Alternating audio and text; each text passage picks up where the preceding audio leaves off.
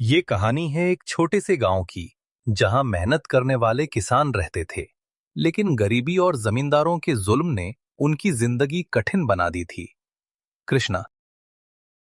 हे भगवान, दिन रात मेहनत करता हूँ, फिर भी घर में खाने को मुश्किल से मिलता है।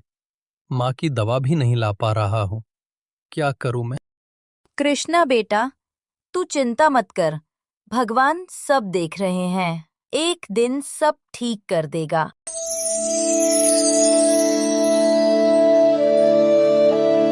रात का समय चांदनी में कृष्णा नदी किनारे बैठा है और सोच रहा है।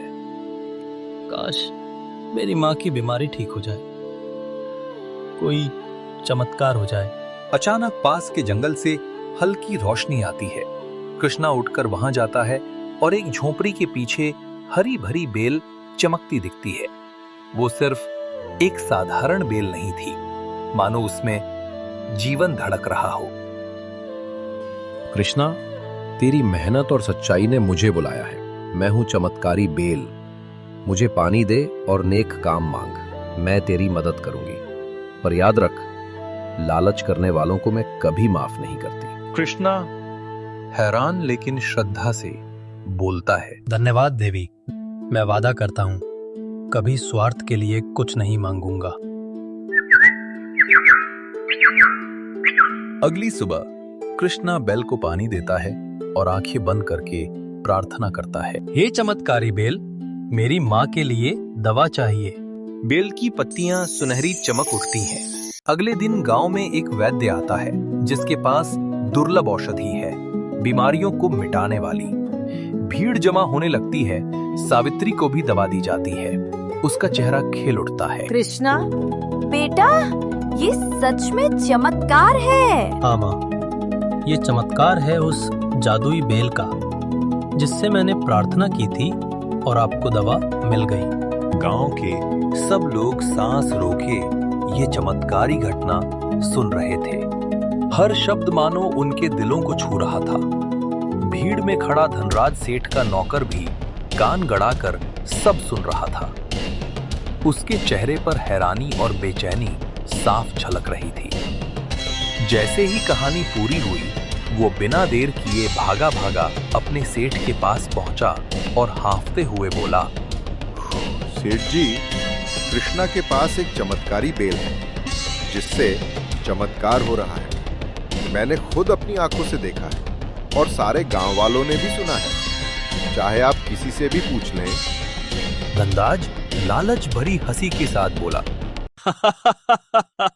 अगर वो बेल मेरे पास आ जाए तो मैं सोने चांदी का पहाड़ खड़ा कर दूंगा। मैं सिर्फ इस गांव का ही नहीं, बल्कि पूरे देश का सबसे बड़ा और सबसे अमीर आदमी बन जाऊंगा। रात के सन्नाटे में धनराज सेठ दबे पांव उस जादुई बेल के पास पहुंचा। उसने लालच में आकर बेल को काटकर चुराने की कोशिश की, लेकिन जैसे ही उसने हाथ बढ़ाया, बेल अचानक कांटों में बदल गई और उसकी उंगलियां लहूलुहान हो गईं। दर्द से कराहते हुए सेठ गुस्से में दांत पीसकर बोला, धत तेरी की, ये बेल मुझे धोखा नहीं दे सकती। किसी भी तरह इसे मैं अपना बनाकर ही रहूंगा। सेठ का लालच देखकर बेल अचानक और भी तेज चमकने लगी। उसकी पत्तियां सुनहरी रोशनी बिखेरने लगी और मानो उसमें से कोई दिव्य आवाज गूंज उठी। धनराज, लालच करने वाले को कभी सुख नहीं मिलता। तू मुझे अपने स्वार्थ के लिए छूना चाहता है, इसलिए तुझे चोट मिली है। याद रख, मैं सिर्फ उसी के लिए चमत्कार करूंगी जिसके मन में भलाई और श्रद्धा होगी, लालच और बुराई के लिए नहीं। ये सब सुनने के बाद सेठ का चेहरा गुस्से से लाल हो गया। बिना कुछ कहे वो तमतमाता हुआ वहां से चला गया। कुछ दिनों बाद गांव पर अकाल आ गया। बारिश नहीं हुई, खेत सूख गए। गांव वाले रोने लगे। अब क्या होगा? हम सब भूखे मर जाएंगे। कई दिनों से बारिश नहीं हुई है, सारी फसल बर्बाद हो रही है। खेत भी सूखकर दरारों से भर गए हैं और पूरे गांव पर भूख का साया मंडरा रहा है। कृष्णा ये सब देख रहा था। वो तुरंत बेल के पास गया और बेल से प्रार्थना की, हे चमत्कारी बेल, ये गांव मेरे लिए परिवार से भी बढ़कर है। यहाँ की हर मिट्टी, हर खेत, हर इंसान मेरी अपनी सांसों जैसा है। कृपा कर हमें बचा लो। बारिश न होने से खेत सूख गए हैं, फसल बर्बाद हो रही है और लोग भूख प्यास से तड़प रहे हैं। मासूम बच्चे रो रहे हैं, बूढ़ों की आंखों में चिंता है और माताओं के दिल डर से कांप रहे हैं। हे बेल माता, अपनी शक्ति से इस धरती को जीवन दान दो।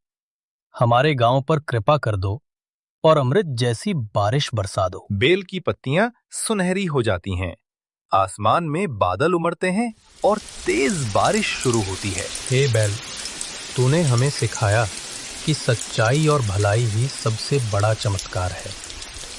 गांव वाले खुशी से झूम उठते हैं और भगवान का शुक्रिया करते हैं। इसी तरह सच्चाई और अच्छाई की जीत होती है।